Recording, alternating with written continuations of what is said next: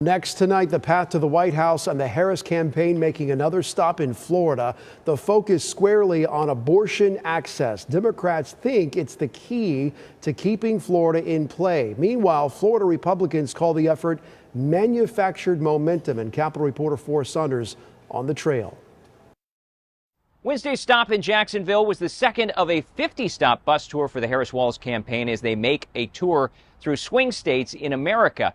Their focus on reproductive freedom, abortion access, in hopes that it'll move the needle for November voters.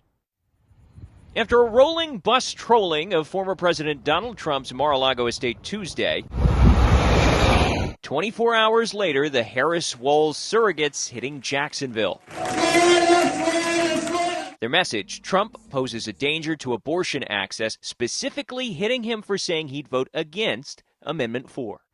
If passed, it would repeal the current 6-week ban and take Florida to viability, about 24 weeks with health exceptions. I think it's going to hurt him because I think overwhelmingly the people of Florida, not just Democrats, but Democrats, independents, and Republicans are going to vote in support of Amendment 4 and reproductive health.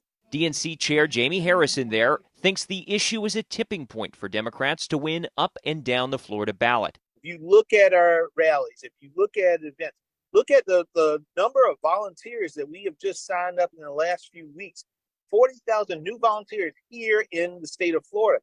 Energy, momentum, hope, joy, all of that's on our side.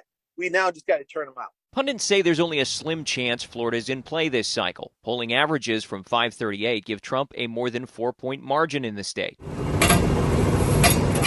Add to that, Republicans have outraised and outregistered Florida Democrats as the Harris campaign and DNC have yet to make major investments here.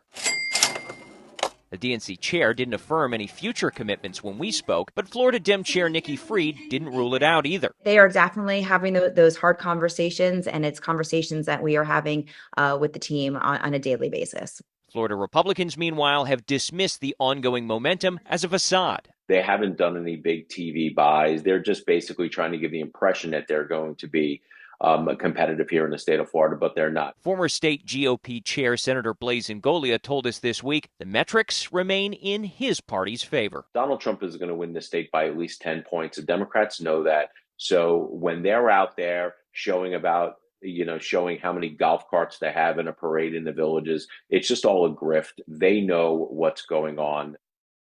Now, the polling has been somewhat mixed for Amendment 4. While it's almost all been above 50% support, you actually need 60% support for this initiative to become law. And the big question still remains, will this nonpartisan issue entice voters to vote for partisan candidates come November 5th? We'll have to wait to find out. That's the latest out here at the state capitol. I'm Forrest Saunders reporting.